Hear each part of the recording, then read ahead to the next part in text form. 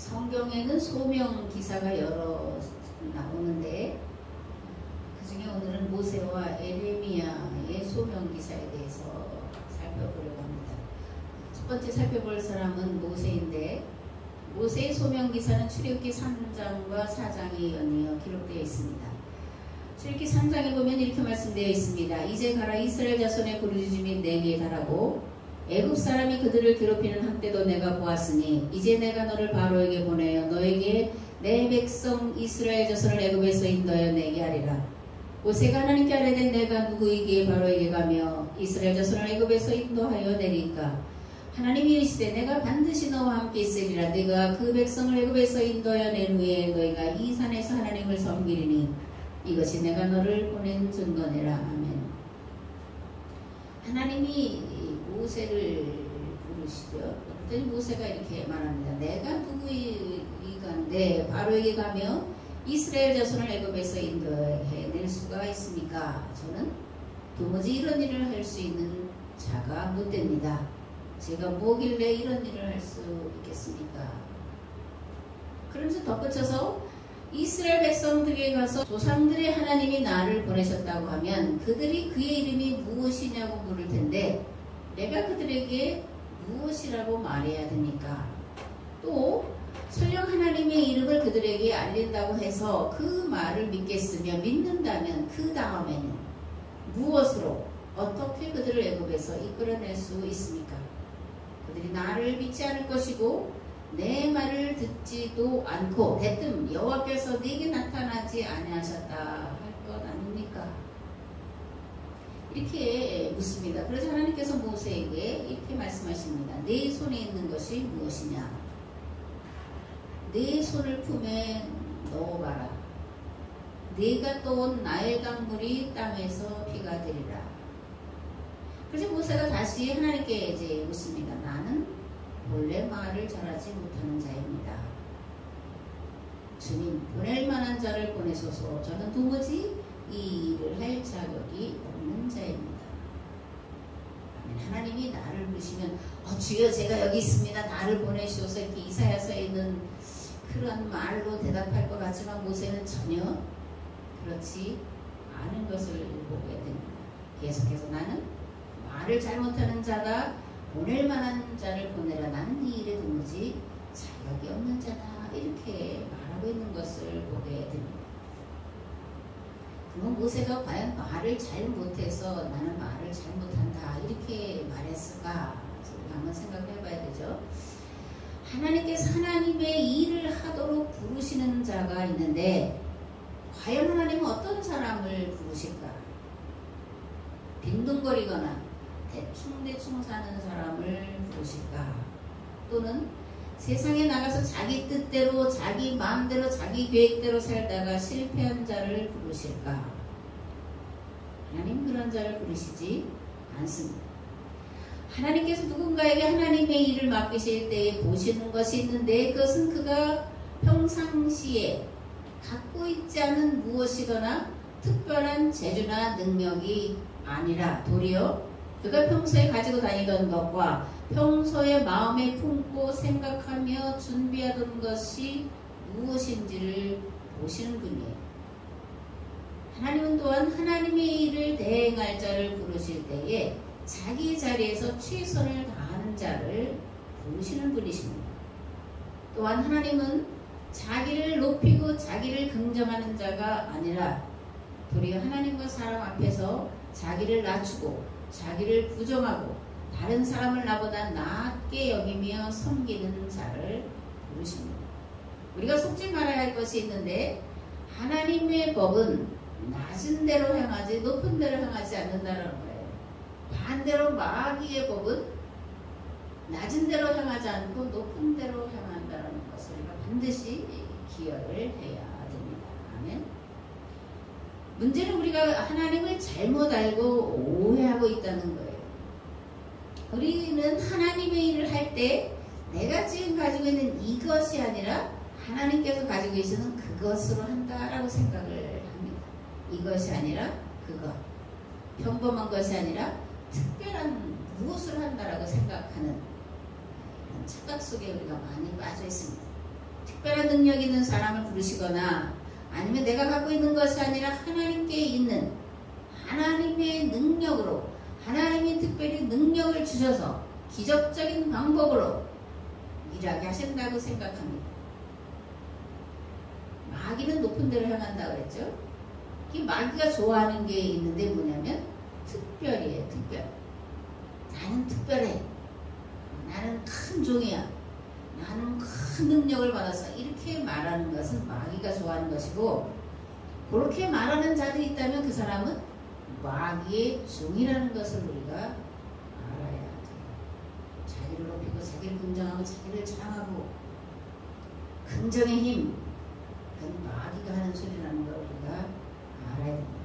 특별히 나에게 능력을 주셔서 특별히 나를 사랑하셔서 특별한 은사를 주셔서 특별히 사용한다고 하는 특별의식, 그리고 마귀가 아주 좋아하는 것이고 우리가 가장 잘 속는 것이고 우리 안에 있는 악한 뿌리라는 것도 반드시 기억을 해야 됩니다.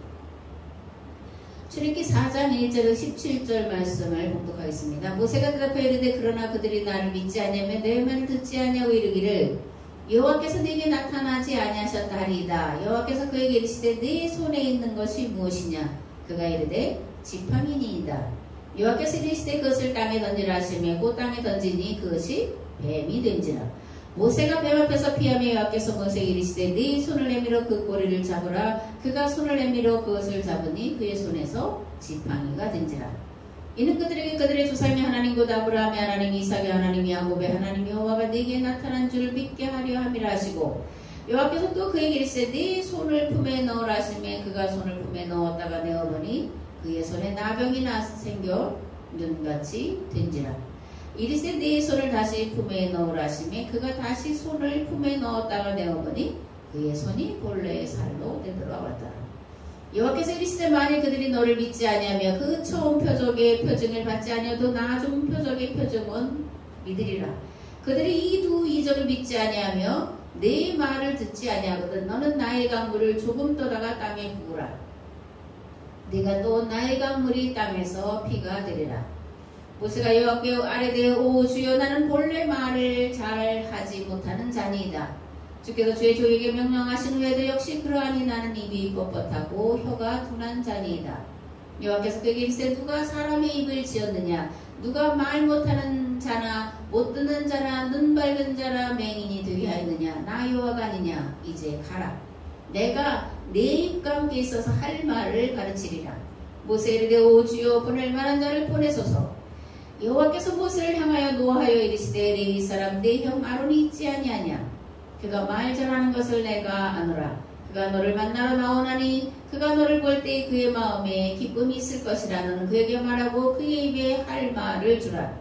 내가 내 입과 그의 입에 함께 있어서 너희들이 행할 일을 가르치리라. 그가 너를 대신하여 백성에게 말할 것이니 그는 내 입을 대신할 것이요 너는 그에게 하나님같이 되리라. 너는 이 지팡이를 손에 잡고 이것으로 이적을 행할지니라. 모세는 말을 잘못하고 아론은 말을 잘한다 이렇게 표현이 되어 있는데, 모세가 말을 잘못한다 이렇게 표현하는 것 속에는 40년 미디안 광야에 살면서 그러니까 이스라엘 백성들과 떨어져 살잖아요. 그죠? 그래서 그들과 관계가 어쨌든 조금 멀어진 상태에 있다라는 것을 말하는 것이 되고, 또 자기를 낮추는 겸손이 된다라는 것을 알아야 됩니다. 모세가 말을 못하는 자가 아니라 모세는 말과 일에 능한 자였어요. 40년 왕자 교육을 받은 사람인데 어찌 말을 못하겠습니까? 이런 표현이 있다는 것을 우리가 이제 문자대로 이렇게 이해하지 말고 그 문자 속에 무엇을 담고 있나를 이제 우리가 생각해 보면서 읽어야 됩니다. 하나님께서 호렙산 불타는 떨기나무 가운데서 모세를 부르실 때는 어떤 때였냐? 히브리인들이 당하는 고통과 비통함을 보고 어떻게 하면 그들을 자유롭게 할까 고민하던 모세가 80년의 세월을 보내고 있을 때였습니다. 무엇보다 미디안 광야에서 40년 동안 이드로의 양무리를 돌보면서 끊임없이 생각한 하비르들의 해방과 그들에게 자유를 주기 위한 법과 제도와 조직에 대한 구상이 끝나갈 즈음에 호렙산 떨기나무 불꽃 가운데서 찾아와 주셔서 만나주시고 사명자로 부르신 것을 우리가 출애굽기 3장에서 볼 수가 있습니다. 하나님이 부르실 때에 부르셨다고 했죠. 내 손에 있는 게 뭐냐. 모세의 손에 들려져 있던 게 뭐죠? 지팡이입니다. 40년 미디안 광야에서 또는 호렙산을 오르락 내리락 하면서 양치기 할 때 항상 갖고 다니던 지팡이. 그것이 모세의 손에 들려져 있었습니다. 또 모세에게 있는 게 뭐였냐면 모세에게 뭐가 있겠어요? 두 손이 있습니다. 하나님은 모세의 두 손과 그 손에 들려있던 지팡이를 통해 하나님의 일을 하도록 부르셨다라는 거예요.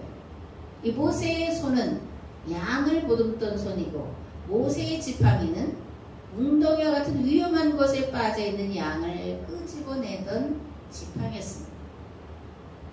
그리고 하나님 모세를 부르실 때 모세의 마음 자세가 가장 낮아져 있던 때였던 것을 우리가 알 수 있습니다.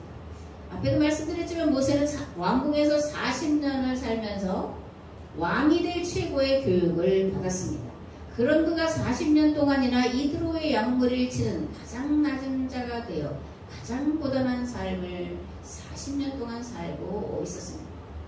우리가 한번 생각을 해보자고요. 우리가 저와 여러분이 만일 가장 높은 곳에서 살다가 하루아침에 가장 낮은 곳으로 곤두박질 친다면 어떻게 반응할까? 그래도 믿음이 있으니까 감사하면서 그렇게 살까 아니면 불평과 원망과 시리에 찬 삶을 살게 됩니다. 우리 항상 이제 선택 가운데 있는 거잖아요. 감사하면서 또는 최선을 다하면서 묵묵히 살 거냐 아니면 불평하면서 원망하면서 시리에 찬 삶을 살 거냐. 이걸 우리가 선택해야 되는데 선택은 각자의 몫이고 그리고 결과도 각자의 몫입니다. 바울은 이렇게 말합니다. 선을 행하다가 낙심하지 말아라. 때가 이르면 반드시 거두게 될 것이다. 만약 선한 일을 선택하고 그 일에 최선을 다하다가 어려움과 고통을 겪고 있다면 바울의 말을 빌면 낙심하지 마십시오. 때가 이르면 반드시 거두게 될 것입니다. 하나님의 신실하심과 진실하심을 믿고 더욱 열심히 주어진 삶의 자리를 지키며 최선을 다하면 하나님은 우리의 가장 작은 것을 보시는 분이시기 때문에 작은 일에 충성할 때 오래 참고 낙심하지 않을 때 하나님께서 그런 모습을 세밀히 살피시다가 때가 이르면 반드시 보응해 주실 것이기 때문에 선을 행하다가 낙심하지 마시고 혹시 선을 행하다가 낙심할 일을 당하였다면 낙심하지 마시고 오래 참으시고 때가 이르면 거두리라고 하는 거두게 하신 하나님을 믿으시기를 바랍니다. 아멘. 하나님은 오늘도 우리에게 이렇게 묻습니다. 내 손에 있는 게 뭐냐? 내 손을 내밀어 봐라. 그러면 오늘 나는 하나님 앞에 내놓을 것이 과연 무엇이 있나? 나는 하나님의 음성을 끊임없이 듣고 있는가? 이것에 대해서 끊임없이 자신을 돌아보고 되묻고 찾아야 할 줄을 믿습니다. 아멘. 두 번째 살펴볼 소명기사는 에레미야의 소명기사인데 에레미야 1장에 이렇게 기록되어 있습니다. 여호와의 말씀이 내게 임하니라. 이르시되 내가 너를 모태에 짓기 전에 너를 알았고 네가 배에서 나오기 전에 너를 선별하였고 너를 여러 나라의 선지자로 세우노라 하시기로 내가 이르되 슬프도소이다 주 여호와여 보소서 나는 아이라 말할 줄을 알지 못하나이다 하니 여호와께서 내게 이르시되 너는 아이라 말하지 말고 내가 너를 누구에게 보내든지 너는 가며 내가 네게 무엇을 명령하든지 너는 말할지니라. 너는 그들 때문에 두려워하지 말라. 내가 너와 함께하여 너를 구원하리라. 나 여호와의 말이니라 하시고 여호와께서 그의 손을 내밀어 내 입에 대시며 여호와께서 내게 이르시되 보라 내가 내 말을 내 입에 두었노라. 보라 내가 오늘 너를 여러 나라와 여러 왕국 위에 세워 네가 그것들을 뽑고 파괴하며 파멸하고 넘어뜨리며 건설하고 심게 하였느니라 하시니라. 에레미야의 말에 따라서 한 나라가 흥하기도 하고 한 나라가 망하기도 하게 하시겠다라는 거예요. 이 말씀은 그대로 이루어져서 바벨론이 예레미야가 말한 대로 70년이 가기 전에 망하게 되고 이스라엘이 다시금 가나안 땅으로 돌아오는 그런 역사의 기적을 이루었음을 우리가 이제 예레미야서를 통해서 볼 수가 있습니다. 예레미야는 베냐민 땅 아나돗의 제사장 힐기야의 아들로 태어났습니다. 원래 예레미야의 조상들은 엘리 제사장의 후손. 그래서 이제 그 엘리 제사장의 가문에게 주어진 노비라는 땅에 살던 제사장 가문이었습니다. 근데 사울왕 때에 아히두베의 아들 아히멜렉이 다윗이 사울을 피해 도피 생활하던 중에 먹거리가 떨어져서 먹거리를 구하러 왔는데 그 먹거리를 주었다가 이게 발각이 돼서 그 일가족 85명이 죽게 되고 한 사람만 살아남게 되는데 그게 이제 아비아달이에요. 아비아달이 살아남아서 다윗에게로 도망가게 되고 다윗이 왕이 된 뒤에 사독과 함께 제사장을 있으면서 다윗의 참모 역할을 하는 것을 보게 됩니다. 이 놋과 아나돗을 이제 지도를 보니까 조금 이제 떨어져 있는 땅인데 같은 베냐민 지파에 속한 땅입니다. 근데 이제 놋에 비해서 아나돗은 훨씬 더 시골이에요. 그러니까 대제사장이 살던 놋에서 좌천 당해서 이제 아나돗이라고 아주 깡촌이 조림을 하는 깡촌에 이제 가서 조상들이 살게 됐다는 거예요. 열왕기상 2장에 보면 이제 솔로몬이 제사장 아비아달에게 이렇게 말하는 것이 기록되어 있습니다. 네 고향 아나돗으로 가라. 너는 마땅히 죽을 자이로되 네가 내 아버지 다윗 앞에서 주 여호와의 귀를 배웠고 또 내 아버지가 모든 환난을 받을 때 너도 환난을 받았은즉 내가 오늘 너를 죽이지 아니하노라 하고 아비아달을 쫓아내어 여호와의 제사장 직분을 파면하니 여호와께서 실로에서 엘리의 집에 대하여 하신 말씀을 응하게 함이더라. 이 얘기가 무슨 얘기냐면 아비아달은 다윗을 도와서 제사장 직무를 담당하던 자였는데 그런데 다윗이 점점점 하나님의 법에서 멀어지는 것을 보고 이제 이 다윗이 왕위를 이제 누구에게 물려줄까 그러다가 이제 처음에 압살롬이 바알란을 일으켰다가 죽은 다음에 그 다음에 이제 아도니아가 왕이 되는 것이 맞고 아도니아가 하나님의 뜻에 이 솔로몬보다는 훨씬 더 가까운 그런 사람이기 때문에 요압과 함께 아도니아를 왕위에 세우는 일을 하게 돼요. 근데 이러한 아도니아를 왕으로 세우는 일을 누가 알게 되냐면 나단과 밧세바가 알게 돼요. 그래서 나단과 밧세바가 늙어서 침상에 누워있는 죽을 날 멀지 않은 다윗에게 가서 쏙닥거리는 거죠. 그리고 나단을 굉장히 대단한 예언자로 생각하는데 나단은 다윗을 망친 갓과 함께 망친 사람 중에 한 사람이 나단이에요. 그래서 나단과 밧세바가 이게 쏙닥거려서 이제 솔로몬을 왕위로 세우게 하죠. 그런 다음에 이제 정적을 제거하는 거예요, 솔로몬이.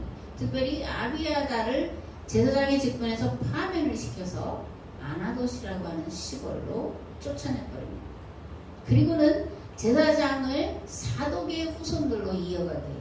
우리가 사두개파 이런 얘기들 이제 신약에서 많이 보는데 이 사두개파라는 것은 사독의 후손들이다 그런 얘기예요. 이 사독은 누구냐면 가나안 땅에 7 족속이 있었는데 그 중에 여부수족 사람이고 그 여부수족의 그 신전에서 제사장을 하던 이방 신전의 제사장이었다는 거예요. 그런데 그가 자기 동족을 배반한 대가로 대제사장이 되고 이후 사독계열 제사장들은 이스라엘을 망하는 길로 이끌어간 장본인 역할을 충실하게 수행하다가 이스라엘이 로마 제국에 멸망당할 때에 역사 속에서 아주 영원히 사라지고 말았습니다. 아멘. 예레미야는 아나돗의 힐기야의 아들로 태어났다 이렇게 말씀을 드렸는데 아비아달로부터 대략 350년 뒤에 이제 예레미야가 태어난 거예요. 사울왕에게 죽임당한 제사장 아히멜렉은 충직하고 진실한 제사장이었습니다. 할 말을 하는 자였어요. 사울 앞에서 당당하게 이제 말하고 그런 이유로 이제 85명이 이제 한 날에 다 죽는 그런 비극을 당했지만 충실하고 정직하고 제사장으로서 해야 될 일을 하던 자였다. 그리고 아비아달도 마찬가지. 그런 가문에서 예레미야가 탄생을 하는 거예요. 예레미야가 우연히 태어난 게 아니라는 얘기인 거죠. 우리도 이제 나라고 하는 나를 생각해보면 나는 어느 날 갑자기 단지 우리 엄마 아버지를 통해서 내가 존재하게 된 것처럼 생각하지만 우리 DNA라는 거 다 알잖아요. 그 DNA 속에는 내 아버지의 조상들의 그 족보가 내 어머니의 조상들의 족보가 다 들어있어서 날아가는 오늘 내가 있는 거예요. 내 앞에 살다가 우리의 많은 조상들의 삶의 모습, 또 생김새, 생각, 무엇보다 기도가 내 안에 들어있어서 나의 오늘의 모습이 되는 거예요. 그러니까 제가 기억하는 우리 엄마와 우리 외할머니 얼굴 아주 똑같아요. 거의 90% 이상 싱크로율이 아주 거의 같아요. 3대째. 성원이는 어떨지 모르겠지만 어쨌든 3대가 아주 똑같이 사진을 찍어놓고 오면 거의 똑같아요. 그러니까 나라고 하는 나가 뚝 떨어진 어떤 존재가 아니라 계속되어 온 역사 속에 그 인물들 가운데 오늘 나라고 하는 나가 있다라는 거예요. 그래서 이게 이제 가문을 보기도 하고 뭘 보잖아요. 그러던 가문에 당장 보여진 그걸 보는 게 아니라 그 가문에 흐르는 가풍, 정신, 가치관, 신앙을 보는 거예요. 왜냐면 그 사람은 우연히 생긴, 갑자기 생긴 존재가 아니기 때문에 그렇습니다. 예레미야는 350년 동안 이 예레미야의 조상들이 나라를 위해서 민족을 위해서 끊임없이 울며 기도하던 그 열매로 예레미야가 탄생을 했다는 거예요. 하나님이 예레미야를 부르실 때는 이스라엘이 망하기 40년쯤이었고 아히멜렉 이후 350년이 지난 때였다는 거예요.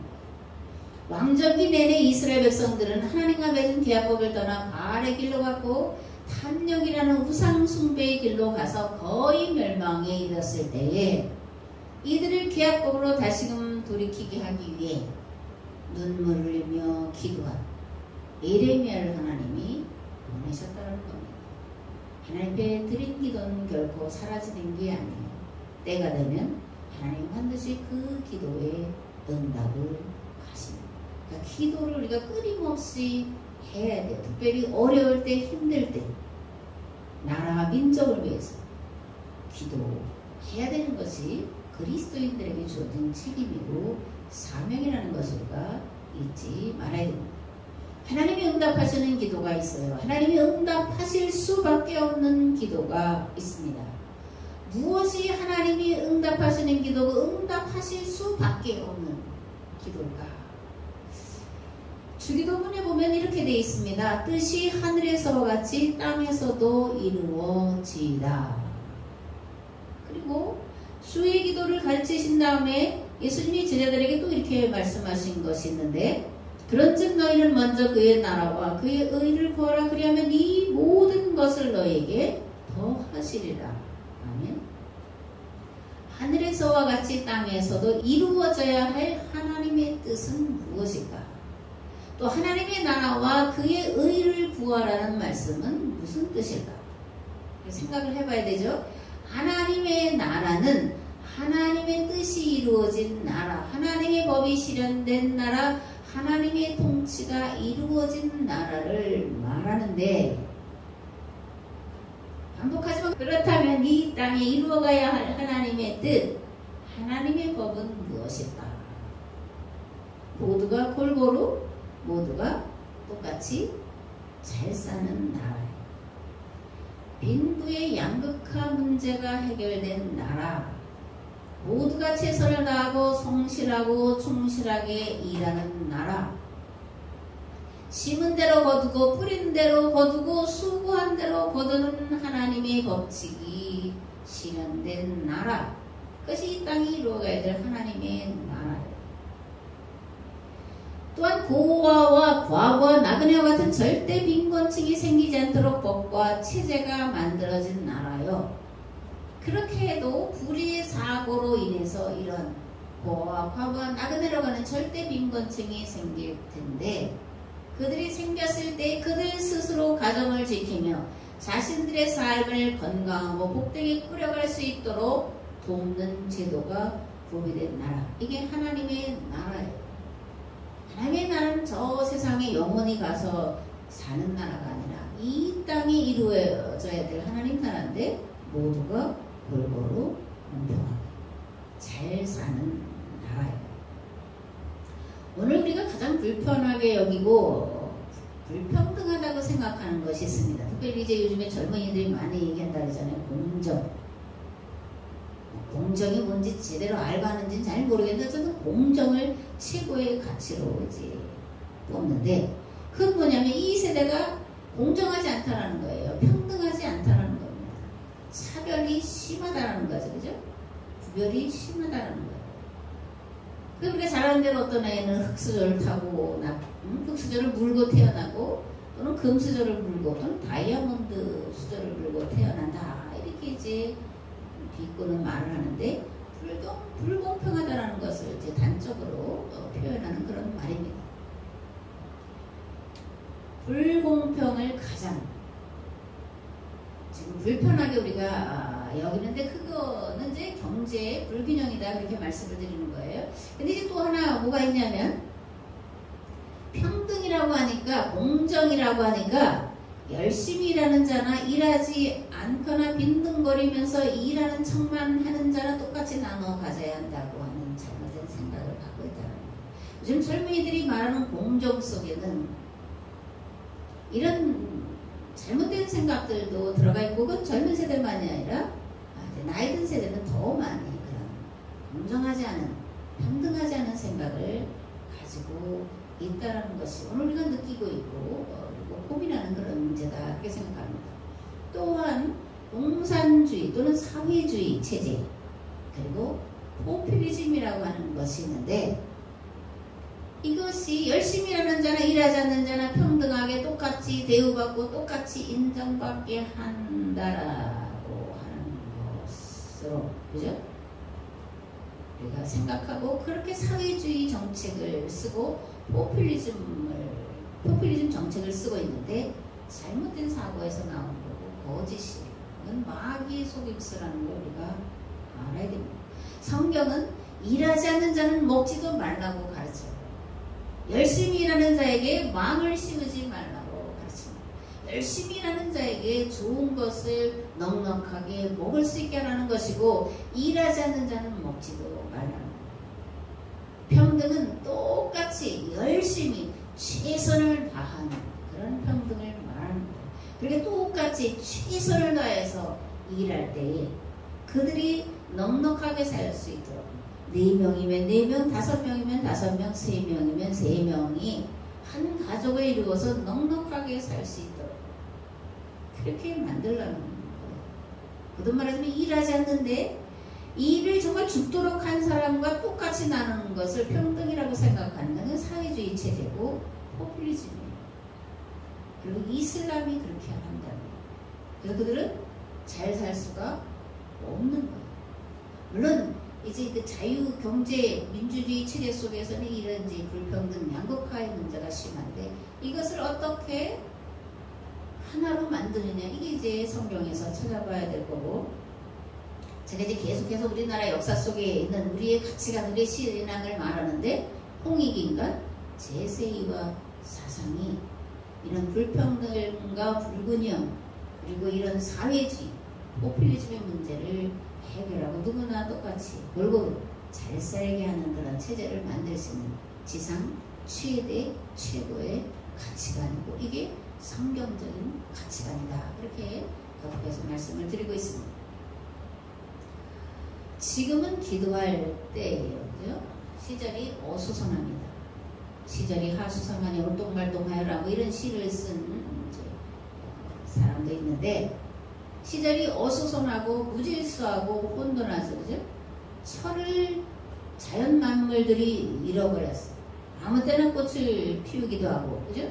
비가 아무 때나 오기도 하고, 서늘할 때 따뜻할 때 서늘하고, 추워야 될 때 따뜻하고, 어디 보니까 이제 소빙하기가 온다 뭐 그렇게도 말하고 있는데, 이 기후가, 계절이, 자연이 철을, 질서를 잃어버리고 있는 그런 시대에 살아가고 있기 때문에 기도해야 돼요. 한반도의 기후는 아열대로 변했습니다. 그래서 우리가 보면 낮에 더웠다가 갑자기 소나기 왔다가 뭐 그러잖아요. 그죠? 장마도 이렇게 40년, 거의 40년 만에 7월 늦은 장마가 왔다 그러는데 천둥 번개도 요란하고, 그죠? 갑자기 이제 수십 미리씩 쏟아져서 산사태가 나고 뭐 여러 가지 어려움을 겪고 있는 것을 보게 됩니다. 또 우리가 너무나 잘 알지만 이 코로나 바이러스가 계속 기승을 부리고 있죠. 어제도 보니까 거의 800명에 육박한데 이게 뭐 1000명 넘어가는 거는 쉽습니다. 어쩌면 1000명이 넘어갔을 수도 있어요. 다 조사가 안 되기 때문에, 또는 보고가 안 되고 보고가 누락되기 때문에. 그런데 여전히 기승을 부리고 이거는 한동안 갈 것이, 어쩌면 계속해서 인류가 품어야 될, 가지고 가야 될 질병이고 더 강한 것이 인류를 정말 괴롭히는 그런 시대에 살게 되리라는 건 가능성이 아니라 거의 100% 맞는 그런 시대 속에 우리가 살아갑니다. 엉망진창이 돼 있죠. 그죠? 자연 만물들이 엉망진창이 됐고, 정치가 엉망진창이 됐고, 경제가 엉망진창이 됐고, 우리의 가치관이 완전히 뒤집어 엎어져서 뭐가 옳은 건지, 뭐가 바른 건지, 뭐가 그른 건지 신앙인들조차도 판단하지 못하고 살아가는 것을 보게 되는데, 그러므로 우리가 본래의 하나님의 창조의 질서로 돌아가기 위해서 하나님의 도우심을 정말 간절히 구해야 될 때입니다. 이런 일을 할 수 있는 치유의 부르는 교회고 여러분들이에요. 많고 적음의 문제가 아니라 내가 오늘 하나님을 바로 알고 있냐, 성경을 바로 알고 있냐, 역사를 바로 알고 있냐, 바른 신앙생활을 하고 있냐, 이런 거에 대해서 정말 고민하면서 생각하고 자신을 돌아봐야 됩니다. 계약법, 이제 모든 길 계약법으로 통한다. 그래서 한성야구 성경 공부하다 보면 계약법 이렇게 치트키라고 생각해서 사용하는데, 계약법을 지켜야 되는데 계약법이 뭐냐, 이것도 우리가 알아야 되잖아요. 계약법이 굉장히 어렵고 힘들고 뭐 공부를 많이 해서 깨닫는 것이라면 누구나 다 할 수 있는 게 아니지만, 계약법은 누구나 다 할 수 있는 거예요. 누구나 다 이해할 수 있고 이해하고 있는 거예요. 그것은 지극히 작은 것, 성경 말씀을 부지런히 읽는 것이고, 그것을 서로 질문하고 토론하면서 생각하면서 생각을 나누는 것이고, 그 다음에 삶의 자리에서 작은 일들인데, 미미한 일들인데 그런 일들을 하나씩 하나씩 하는 거예요. 이제 제가 속한 공동체, 이제 계약 공동체 이렇게 이제 부르고 있는데, 여기서 이제 실천하라고 하는 실천 조항이 있습니다. 여러분들이 이게 잘 알고 있고 잘하고 있는 거예요. 음식물 쓰레기 안 남기고, 정말 가능한 한 안 남기고 다 먹는 거. 그 다음에 재활용품 분리수거 철저히 하는 거. 일회용품 가능하면 안 쓰는 거. 제가 이제 한 달 정도 쓴 건데, 그 EM 말씀드렸죠. EM을 활용해서 환경보호라는 거. 오늘 아침에 머리 감고 이제 헹구는 건 그 EM으로 했어요. 린스 대신 이제 EM을 사용했는데, 결과가 어떤지 좀 봐야 되죠. 얼마나 이제 효과가 있는지. 어쨌든 그런데 이런 것이 이제 계약 공동체라고 하는 교회 공동체가 지켜야 될 그런 계약법의 내용이라는 거예요. 그런 다음에 하나님께 나아가서 하나님과 역사와 성경을 올바로 깨달아 알지 못한 죄와 말씀을 따라 올바로 행하지 못한 삶을 회개하게 하는 일이 교회 공동체에게, 특별히 우리에게 있어야 될 그런 문제입니다. 왜냐하면 하나님은 긍휼과 자비가 풍성하시기 때문에 우리를 용서하실 뿐만이 아니라 계약법을 신실하고 충성스럽게 지켜나갈 수 있도록 능력과 힘을 주시는 줄을 믿습니다. 아멘. 뜻이 하늘에서 같이 이 땅에서 이루어지도록 교회 공동체로 기도하게 하시고 성령을 우리 가운데 보내셔서 듣고 배운 말씀대로 실천할 수 있도록 도우셔서 마침내 이 땅에 하나님 나라를 이루어가도록 우리 주님께서 반드시 그리고 속히 역사하실 줄을 믿습니다. 내가 뭐 어떻게 하나님의 부르심을 받아 뭐 큰 사명자로 사역자를 그런 것이 아니라 내게 주어진 삶의 자리에서 이 작은 것들을 행하고 있을 때 하나님은 그러한 공동체, 그 공동체에 속한 그 한 사람 한 사람을 통해서 이 세대를 구원하실 일을 위해서 부르시고 사용하신다는 그런 얘기예요. 한 가지 반드시 우리가 알고 지켜야 될 것이 있습니다. 그것은 하나님 앞에 나를 낮추는 거예요. 나는 무익한 종입니다 라고 고백하는 겁니다. 너희 중 누구에게 밭을 갈거나 양을 치거나 하는 종이 있어 밭에서 돌아오면 그더러 곧 와 앉아서 먹으라 말할 자 있느냐. 도리어 그더러 내 먹을 것을 준비하고 띠를 띠고 내가 먹고 마시는 동안에 수종 들고 너는 그 후에 먹고 마시라 하지 않겠느냐. 명한 대로 하였다고 종에게 감사하겠느냐. 이와 같이 너희도 명령받은 것을 다 행한 후에 이르기를 우리는 무익한 종이라 우리가 하여야 할 일을 한 것뿐이니라 할지니라. 이제는 길과 진리와 생명 되신 예수 그리스도의 은혜와 아버지 하나님의 무한하시고 극진하신 사랑하심과 성령님의 감화 감동 교통 역사하심 하나님께서 항상 나를 비우고 나를 낮추고 무슨 일을 행한 뒤에도 나는 무익한 종입니다 고백하며 살기를 결단하고 돌아간 우리의 삶의 자리 위에 이 교회 위에 이 나라 이 민족 위에 이제부터 영원토록 함께 하옵시기를 간절히 축원하옵나이다. 아멘.